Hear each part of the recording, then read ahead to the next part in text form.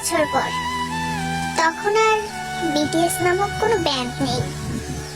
তখন বিটিএস এর 7 জন মেম্বার কারো স্বামী, কারো বাবা নামে পরিচিত। সামাজিক নিয়ম হোক বা পরিবার, সবকিছুর জন্য আমাদেরও যেতে হবে শ্বশুর ঘরে। হয়তো তখন সারাদিনে আপনাদের কথা ভাবার সময় হবে না, হয়তো তখন সারাদিনে আপনাদের ছবি দেখা হবে না। সারাদিন হাজারো ব্যস্ততার পরে যখন ক্লান্ত শরীর প্রশান্তি চাইবে, তখন বিছানায় শরীর এলিয়ে দিয়ে বালিশে মাথা দিয়ে আপনাদের কথাই আগে মনে আসবে। হয়তো চোখ থেকে গড়িয়ে পানি পড়বে, হয়তো স্বামী পাশ থেকে ডেকে জিজ্ঞেস করবে কাঁদছো কেন।